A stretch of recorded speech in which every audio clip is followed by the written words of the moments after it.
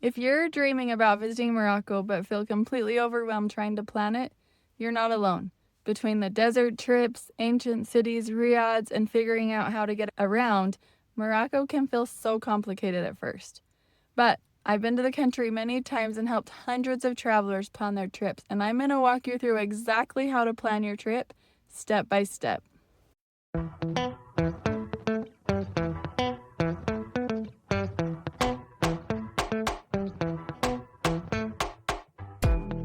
Morocco is one of the most fascinating places you can travel.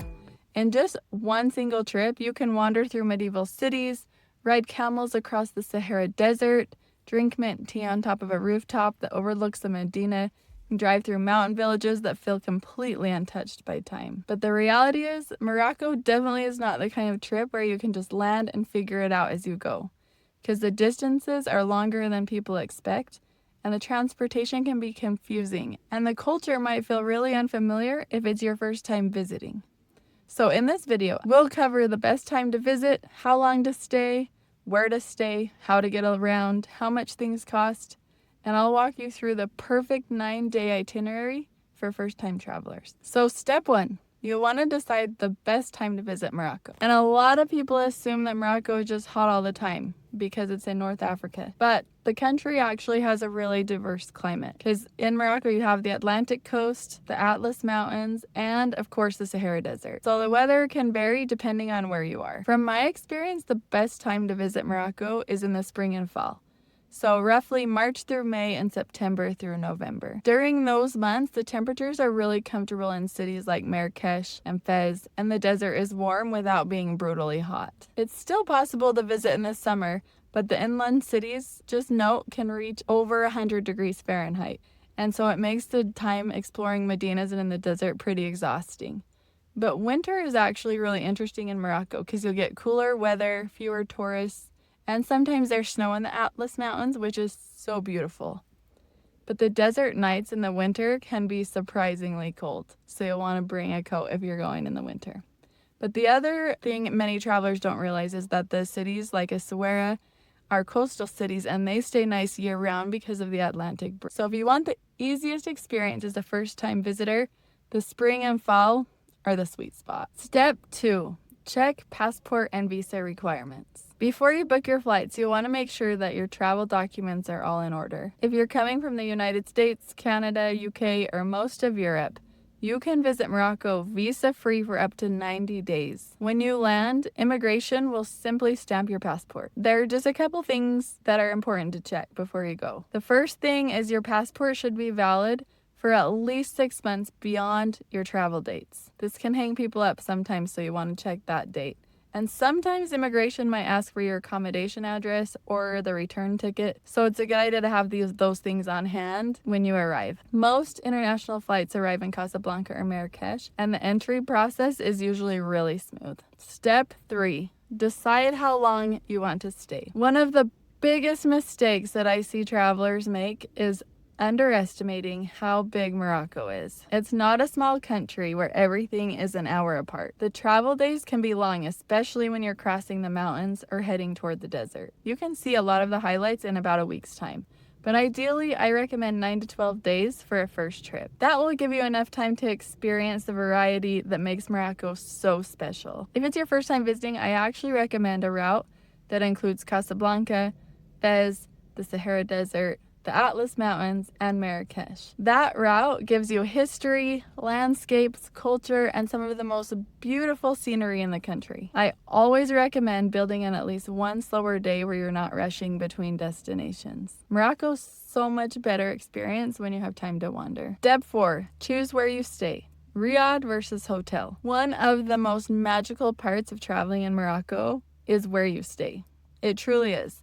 And instead of large hotels, many travelers stay in something called a riad. What is a riad? It's a traditional Moroccan house that's built with around a central courtyard, and it's usually filled with mosaic tile, fountains, plants, and beautiful architecture. Riads are especially common inside the medinas in cities like Marrakech and Fez. Staying in a riad feels really intimate and like a very authentic experience compared to a hotel. My biggest tip is to stay inside of the Medina if possible, because that's where the real atmosphere of the city is. Step 6. This is so important. You really want to understand the culture and dress. Morocco is a really culturally rich country and it has deep traditions. Visitors are warmly welcome, but it's helpful to be aware of the cultural norms. There's really no strict dress code for tourists, but I suggest wearing modest clothing because it's generally appreciated, especially outside of the major cities. Loose clothing made from breathable fabrics like linen or cotton works really good in Morocco's climate. Many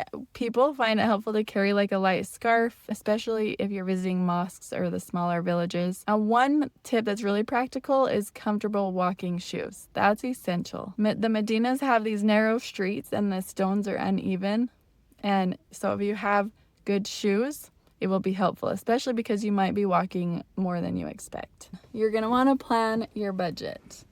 All travelers have different preferences, different budget points. And one thing people are usually surprised by is that Morocco can vary drastically and it can be really affordable or really expensive depending on how you want to travel. But a budget, you can usually travel around $40 to $70 per day. Mid-range travel is around $100 to $200 per day.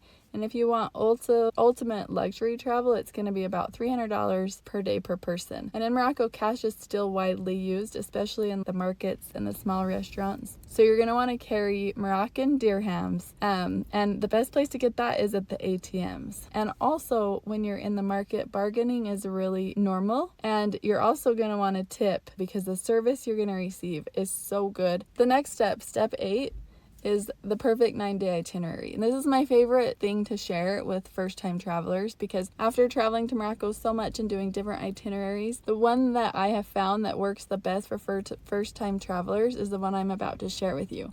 But before I do, please know that there's gonna be a link in the description of this video where you can download a free version of the perfect first-time Morocco planning blueprint. And you'll be able to just click the link, put your email in, and I'll send you that blueprint. And it has some really good ideas and suggestions for you if you are planning your Morocco trip for the first time. So day 1 in the itinerary is you're going to arrive in Casablanca. And this is because most international flights will land in Casablanca. So if you have time to visit the amazing Hassan II Mosque, which sits right on the Atlantic Ocean, and it's one of the largest mosques in the world, I highly suggest doing that. It's so beautiful and so interesting. Also the only mosque in Morocco that visitors can go inside. Day 2, you're going to drive to Fez. This takes about 4 to 5 hours. And once you arrive, just go and settle into your riad, enjoy dinner overlooking the Medina. I highly suggest going and getting a spa treatment at a hammam. I love Spa Mernissi. And then day 3, just spend the whole day exploring Fez.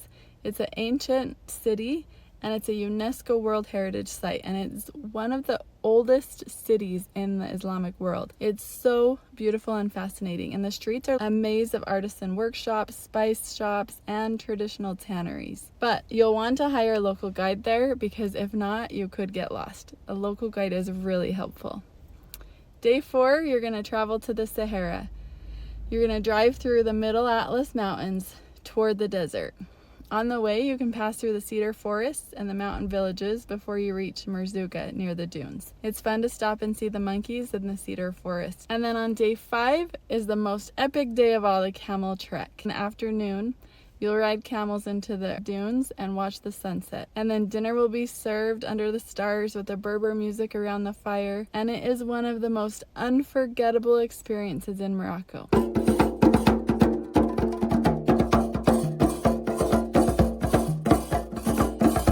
Don't forget earlier that day the desert tour though, which makes it so much more meaningful. Day 6, you're going to go from the Sahara to Daddy's Valley. You'll drive toward the beautiful valley, and it has these dramatic rock formations and winding roads. And on the way, stop at Tudra Gorge, see the beautiful canyon.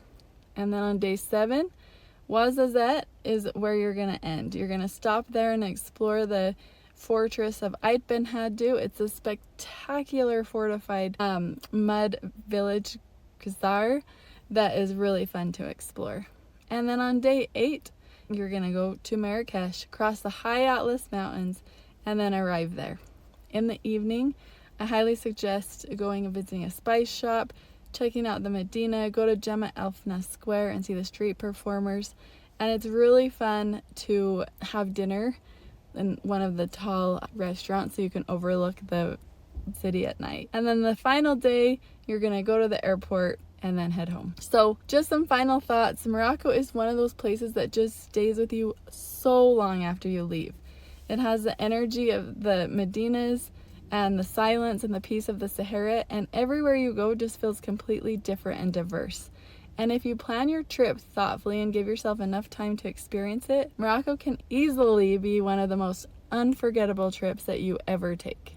And once you go, there is a very good chance you're going to start planning your next trip back before you even leave. Thank you for watching this video. Check the link in the description for a free blueprint on how to plan your trip. I'm happy to help, and thanks for watching.